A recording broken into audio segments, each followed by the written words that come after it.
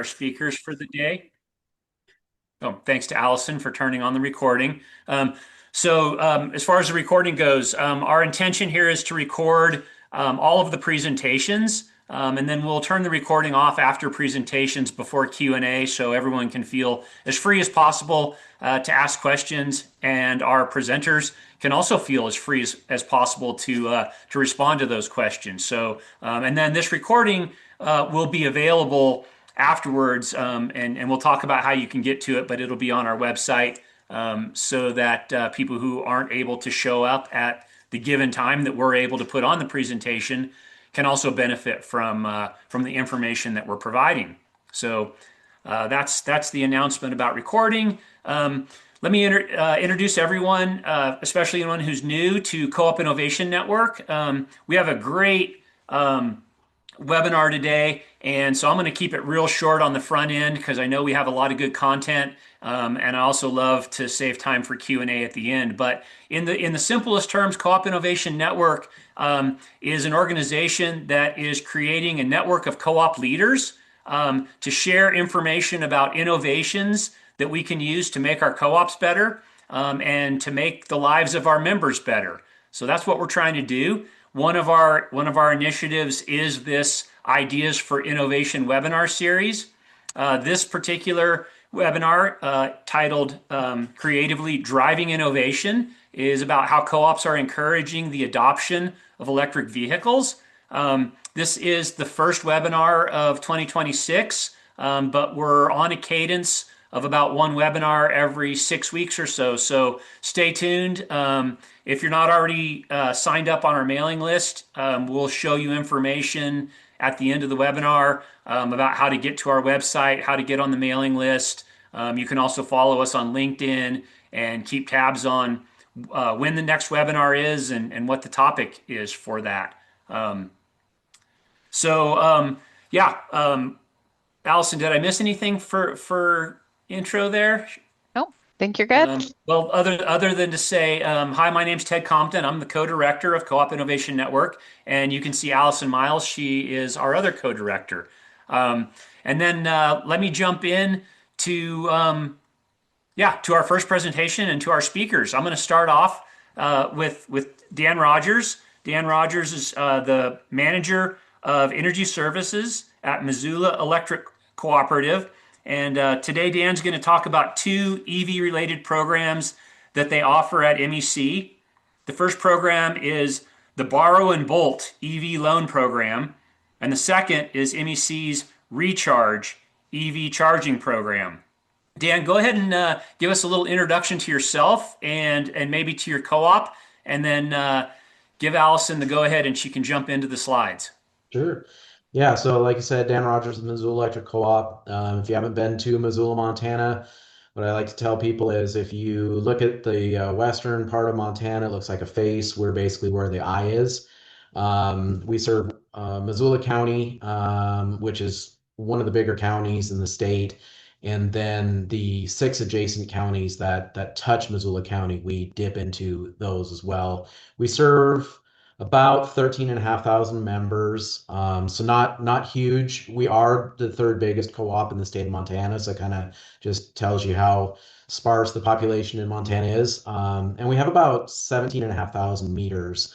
And that's spread out on about 2,000 square miles of service territory. So we're pretty spread out. And one of my jobs here at the co-op is, in addition to, energy services covers a lot of things. One of my jobs is developing and overseeing these EV programs. So that's kind of what I want to share with you today.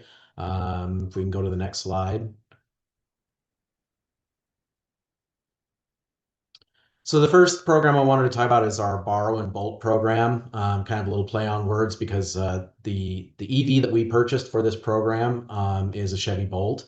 The premise of this idea, it grew out of a planning session with the board and executive team, and we kind of developed this this idea of being, kind of an energy hub. So our goal is to be a one-stop shop for our members to be able to call us with any energy related questions. And as a result, I'll get questions on, electricity and gas and propane and all sorts of different things. So I do try to stay, it's kind of the goal of this is to stay informed, to provide that value added service to our members.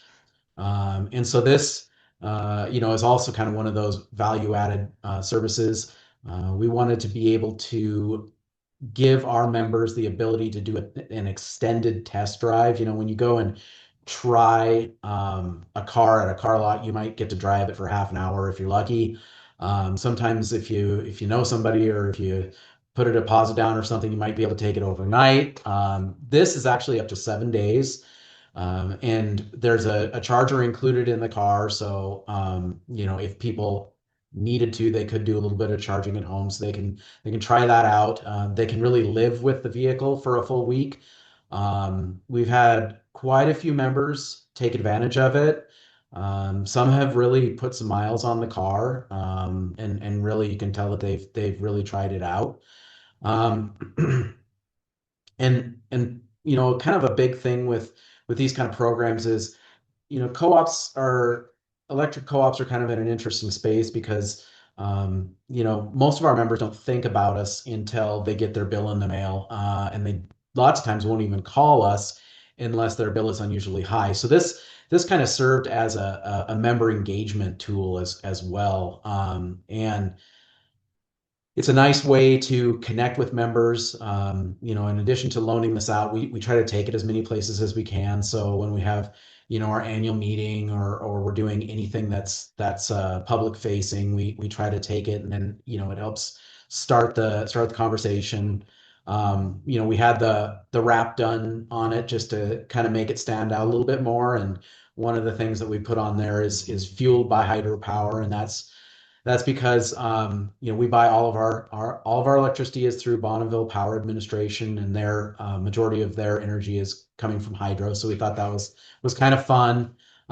Maybe even takes a little bit of the guilt away, driving, putting a lot of miles on it, because you're not putting up carbon emissions and out through the tailpipe. Plus, it's if you take it home and charge it on, any of our members' homes, it's being fueled by hydropower. Um, and I would say the last kind of thing about the program is this notion of embracing change. We actually have two electric vehicles that we use at the co-op. We also have a Ford Lightning that we did a 5-year lease on. At the time, you couldn't get anything but the really high-end versions, and we didn't want to buy it outright, so we did the lease. But that's been a very popular car. We don't loan that out to members. We do it to employees. But these the only way that we can educate in an educated way to our members about these kind of technologies is, to try them out. So we encourage our employees to try these out, so that when they're out in the field and a member approaches them, they can answer that in an educated way. And then ultimately, we want members to try these out, whether they, are converted and end up buying an electric vehicle or not. I still think it's a very, it's a good value for them to be able to get this kind of experience and really live with a car for a week and experience that. So, if we want to go to the next slide, I can talk about our, uh, anyway, some of the graphic didn't show up on there for some reason, but our recharge program is basically what it is it's a program where we provide a basically residential charging infrastructure for our members. And, again, it kind of goes back to that idea of wanting to be, the energy hub for our members. This is another touch point that we can have with our members, another value added service that we can give them in terms of being able to provide a good solid charger to them. On the flip side of it, these chargers are smart chargers. We can talk to them through a cellular signal, and by doing that, we can run programs to limit what charging they can do. And really, the value of that managed charging is that anybody that has one of these chargers that's charging their electric vehicle at their house, they cannot hit our peak. There isn't an override, and there isn't any way to defeat the system. As long as they're using that charger, it will shut off during our peak hours, which are 7 to 10 in the morning and 6 to 9 at night, and prevent that 7.6 kW times however many chargers we have out.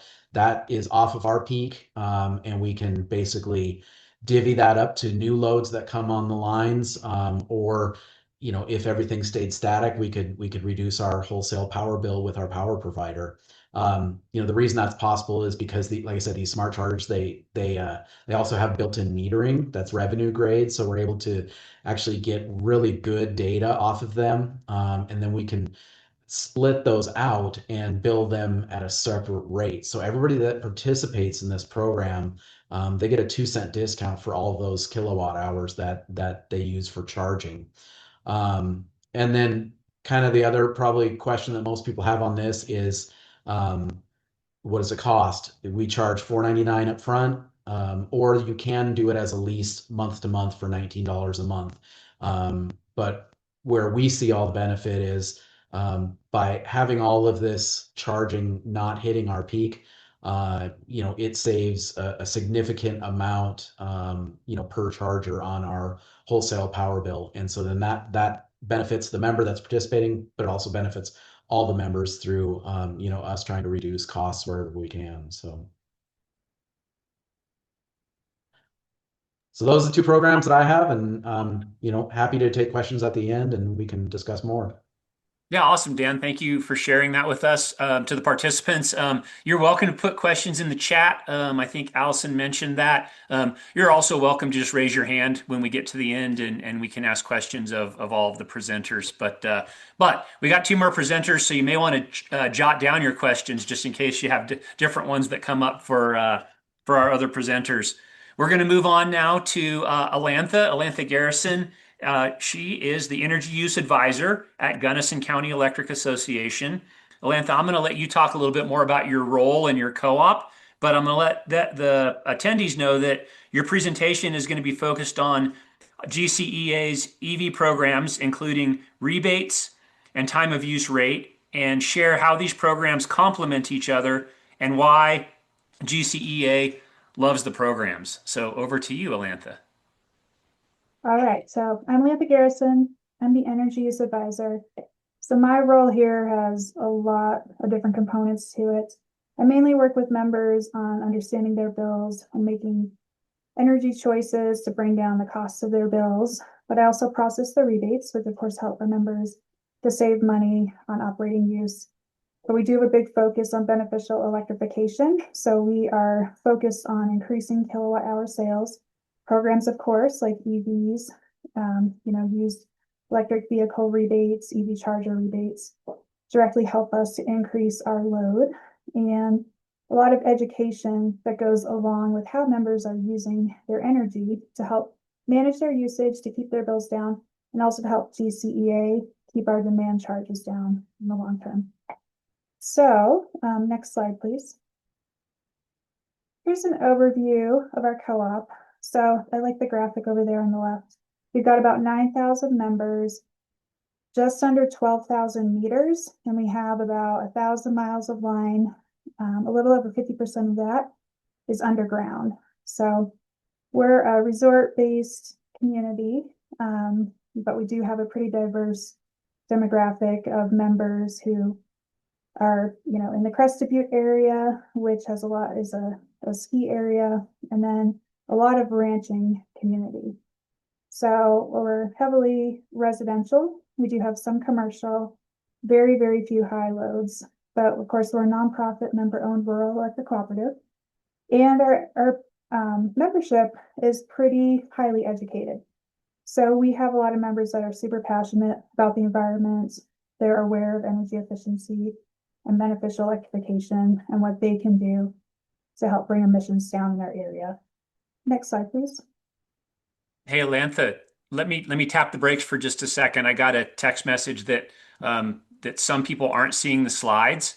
Oh, If um, anybody else can't see the slides, either raise your hand and we'll see. I see Nicole. You can see them?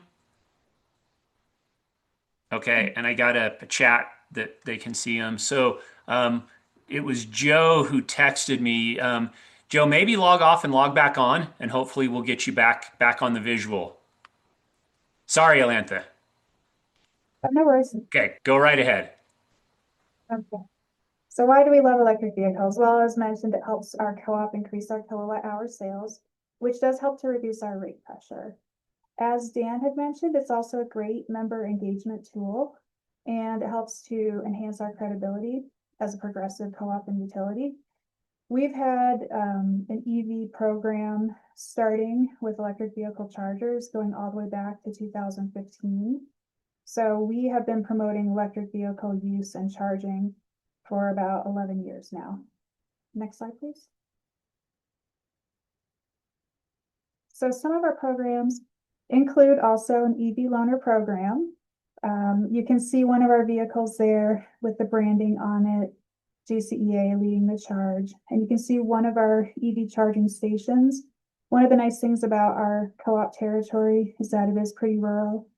We have a lot of long stretches of highways, and so we have an opportunity to put EV charging stations in some really beautiful places. And so that's one of our charging stations in a National Park Service area. We have held a lot of EV ride and drive events. So we've partnered with different entities and we've held different events around our community to promote the use of EVs and included all sorts of different vehicles that people can test drive. And then some of our rebates include a used full electric vehicle rebate, an EV charging station rebate for home charging. And then of course we have our network of public EV charging stations, and we do a lot of education around electric vehicle use and how to charge your vehicle on our newsletters, website, email blasts, things like that. And so that's been a really well-received program. Through the loaner program, we've had quite a few members decide to convert to electric vehicles and really become champions of the program and help promote electric vehicles and charging and things like that. Next slide, please. So our EV rebates do include, as I mentioned, the fully electric used battery vehicles. And then we have an electric motorcycle, moped, and utility vehicle rebate, and then level 2 EV charging stations. So of course, this helps to incentivize the conversion of our transportation from fossil fuel based to electric. So there's a big focus on improving air quality and reducing greenhouse gas emissions in our area. So this directly helps to benefit some of the emission reduction goals that have been set by the local governments. And then of course, it helps our members to save money in the long term to help or to fuel their vehicle. Next slide, please. So one of the requirements for the full or for the EV charging station rebate is that our members have to sign up for our time of use rate. So this sends a price signal to our members to not charge during the peak period. Of course, a lower off-peak rate creates a much better financial incentive. So even compared to paying the same amount no matter when you use the energy, like on the general service rate, our members are realizing cost savings of close to 5 cents per kilowatt hour on the off-peak rate. And then they would pay a little more than 2 times the amount to charge during the peak period. So it's a good driver for members to charge during the off-peak rate or during the off-peak times. Next slide, please. So our peak hours occur from 5 p.m. to 10 p.m. Monday through Saturday. Sunday is off-peak all day. And this may not be GCEA's true peak as far as our system is concerned. We are on a system with a little over 40 other, there's about 22 other co-ops in the Colorado system. And so there are other co-ops that are peaking during this time. We actually generally peak in the morning during the winter hours. But because we're billed for our peak during the peak hours that occur with the rest of the system, we're concerned with this time period. So as I previously mentioned on the other slide, the on-peak rates during the peak period on time of use rates are higher. So it's about 40% higher compared to the general service rate, but about 30% lower during the off-peak period per kilowatt hour compared to the general service rate.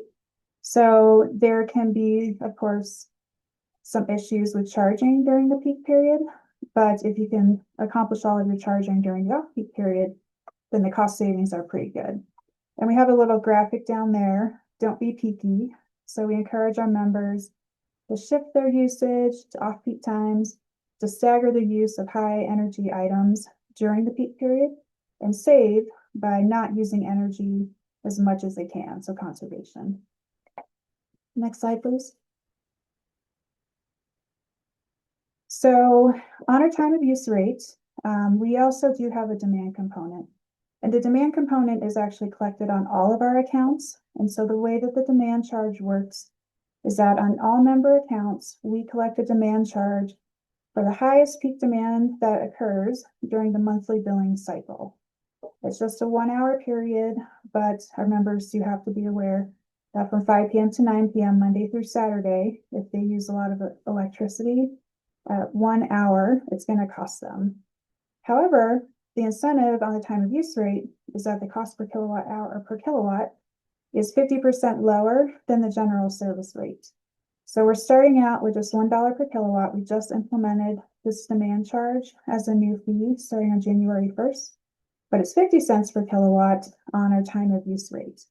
So there's more than just the kilowatt hour energy charge financial incentive by switching to the time of use rate. And this helps to offset that higher cost per kilowatt hour if a member does happen to charge during the peak period. So that graphic below just shows an example of our bill. You can see the highlighted areas. A little hard to see, but it's showing what the peak demand was during the billing period, during the peak hours, and then how that relates to the peak demand charge that you see there under current service detail. Next slide, please. So we have found through studies, and then this actually tracks with what we're seeing nationally, is that our members that charge a fully electric vehicle at home are using about 3,000 kilowatt hours per year, averages out to about 250 kilowatt hours per month. So you can see right there, that's a pretty good load for increased kilowatt hour sales for GCEA. But this usage can be really easily managed when members use timers and controls, either on their EV charger at home or using an electric vehicle to charge during off-peak hours. We also have built into our public EV charging stations higher rates during the peak hours compared to the off-peak hours that generally match the amount that we're charging during our on-peak and off-peak hours on the residential rate. A little bit higher for our DC fast chargers, but of course the energy dispensed on those is so much higher than a standard level 2 EV charging station. Next slide, please.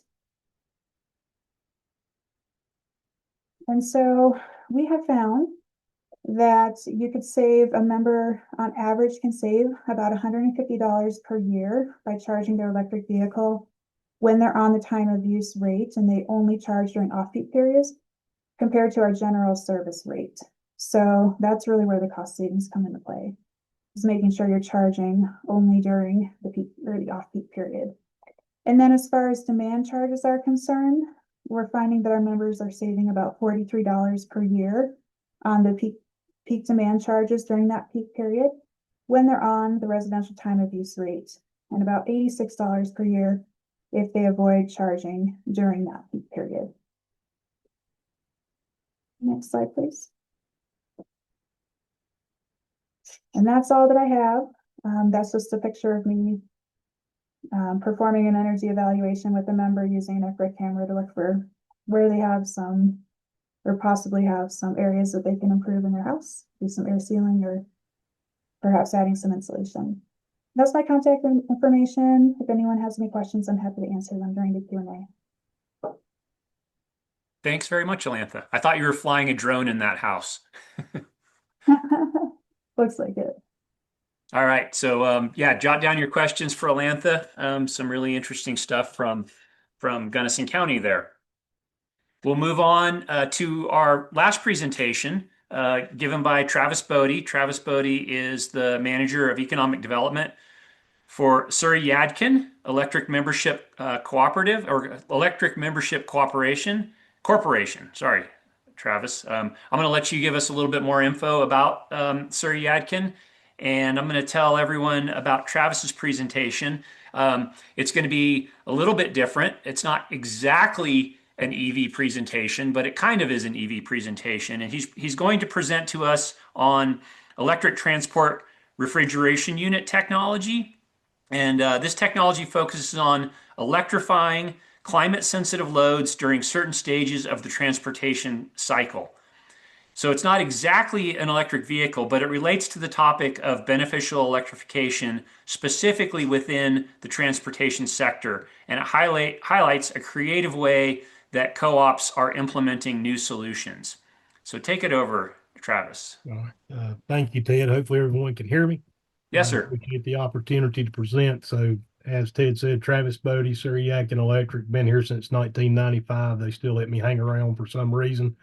We are in Northwest North Carolina, serve 5 counties, 4,000 miles of line, around 28,000 members. Just to give you a reference of where we're at, any of you ever watched the Andy Griffith Show growing up? I live in his hometown of what the show is based off of.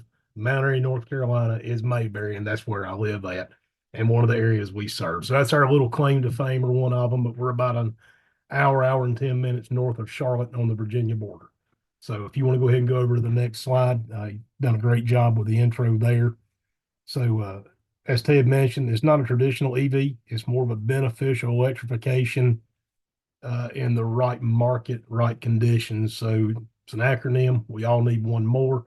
So ETRU, Electric Transport Refrigeration Unit, and you're focusing on replacing the fuel source on long haul trailers that are cooling or heating something, or on those last mile or middle mile vans that are delivering that. We're pretty heavy on the produce side here and poultry and beef sectors where we're at. So part of my job is economic development, as I'm sure everybody else is key accounts. So we were looking for a way we could help some of our key accounts that were in this space. So we were fortunate enough to partner with our statewide G&T, North Carolina Electric Co-ops, and Holler and Green Produce, who's headquartered out of Boone, North Carolina, where App State is at, if anybody's familiar with that area. And Holler and Green, turns out they are the largest cabbage distributor in the United States. So if you live on this side of the Mississippi River and you've eaten cabbage, they've either grown it, moved it, or sold it for you, or done all three. So they grow and store cabbage from Florida to Maine. And their largest cooling facility is in our territory, and we serve that for them, and glad to do so. So if you can see the picture that Ted has referenced there, you can see those reefer units backed up. Those reefer units, when you load those up, they're loading cabbage, potatoes, onions, whatever the case may be, and they have to be cold at a certain stage and have to stay there until they get to whatever warehouse they're going to, whether it's to their next warehouse that they own, or they're going to a Wegmans, Bilo, whatever the case may be. So these trailers, they may load them on a Friday evening, for example, and the driver may not leave until Sunday morning. So they're sitting there idling on diesel the entire time. So ETRU, or shore power, has become pretty popular on the West Coast, and we look for a way to implement it here. And we found a great way to do that. So they had some hybrid units that they could, while they're staging, waiting to leave from the warehouse here in Mount Airy to go to wherever their final destination is to switch that fuel source and run it off of pretty much what you're on a DC fast charger off of is a 3-phase 480, and let that electricity replace that. And we found some proven technologies. We've got 2 listed there, Carrier and Thermo King. There are others, but these are the 2 we know work really, really well. Ted, if you want to advance the next slide, please. But what you're doing, like I said, you're just replacing the fuel source. But what we found out is it really helps them in several different ways. It not only helps their bottom line, there's a significant fuel savings for them, but all these companies, or most of your major corporations, have sustainability goals. It makes our key accounts in this space more competitive when they're picking up new contracts or going into another company. they're getting to carry more loads. Now, it's not charging a battery, it's just replacing a fuel source at a certain stage. But they still take that into consideration, and these larger corporations can use their sustainability goals and what they're doing for CO2 reduction and use that for their overall corporate reductions. And you can see that I'm not going to read all the information off of that, but Ted, if you want to remove that over, please, or move the next slide, please. And that just gives some kind of breakout of what the different parts are. Every one of these trucks is going to have or vans are going to have an electric diesel generator. They're all going to have some sort of air compressor that's either heating or cooling. And this just adding one more part to it. It's a hybrid unit. The cost for the trailer is around $55,000, depending on what they go with. The plug is around $3,000, the shore plug that we did. So it's not a bad tool for the co-ops to have in the toolbox. It does help with some kilowatt hour sales, but it's really about engaging it. One thing we found out now is this is also a dispatchable asset. So if you do get into peaking times, you can send a control signal to this to make it go back to running off a diesel generation so they don't lose anything on their climate sensitive load, but we can also shave the peak or if we're having to do an emergency load shift for some reason. I know I'm talking really fast, so I'm glad to take questions at the end, but Ted, if you want to hit the next slide, please. So that's just an acronym, or excuse me, shows that kind of different the layout. I said acronym again. So there's 3 different ways to do it. You can do it as a standalone, you can do it at the time of construction, or you can do it after the fact. We weren't fortunate enough to do it at the time of construction. As you can see picture beside the doors there, the green box. That's the simplest and most cost-effective way to do it at the time of new construction. They've been around for several years where we serve. This is a newer technology for us. So we done it in the staging area. So they park around 35 or 40 trailers up there. We have a handful of plugs as a pilot project just to see how it would work out. And we've got in their staging area about a 70-foot cord. Drivers unroll them, roll them back up every day. And they're seeing a lot of use out of it, some major savings. So next slide, please. And so that's just a breakdown of some of the economics you're seeing on that. Won't go through all of it. That's a little bit dated. Holler and Green, our folks, they're seeing around $10,000 per year savings per trailer. The electricity sales have went down because they're on that tiered 3-phase rate schedule. The savings are a little bit cheaper on the kilowatt hour sales. The avoided CO2 is a huge thing for them, makes them more competitive in the market. It's got an average of 8 hours. That can be kind of an industry standard, but it depends on what your load is and where it's going. I have seen it run for as long as 20 hours at a time before they unplug. And it's really a big benefit to them and to us. So if you want to advance the next slide, please. I'm not even going to try to make that up. It's just a plot graph that some of our folks helped us out with. But there is a proven case for it. It's less expensive than diesel. There's no price volatility. We're all under the same rate type structures. We all have regulators, no local emissions. The neighbors around this, because they're in kind of a residential area, so the neighbors will really, really like it. I've been beside this. We've all heard diesel generators run. You can't hear yourself talk. You plug this up, it's whisper quiet. All you hear is a little bit of clicking with the compressor running, and it helps with sustainability, and they have their own sustainability goals as well. So next slide, please. And just breaking out a few more of those things. That's the one showing it actually plugged up into the trailer. That is actually at Holler and Green's office here in Mount Airy. It's worked great. First time we've done it, and looking forward to doing it more, trying to work with the poultry industry right now on it. We have a large poultry distributor in our area that we serve portions of them, and served by an IOU on the other side. So trying to beat the IOU into serving some of the E-True for their stuff right there. So it's looking really good. Been a proven technology for us. It's not a fit for everybody. Yeah, you've got to have the right market, the right niche member to get this to fit into. But for us, it's been a proven winner. And I think that brings me up to my last slide, Ted. Well, that's it. Y'all suffered through it, so I appreciate that. Yeah, thank you very much, Travis. Very interesting. We sold this as EVs and everyone was prepared for that. And then we got a really interesting lesson in a different way to do beneficial electrification for Yeah, for vehicles, right? I mean, they're trailers, but they're still vehicles. So thanks for that very, very interesting presentation. It's I'll just pass it been over to Allison for post presentation and get us into some Q&A.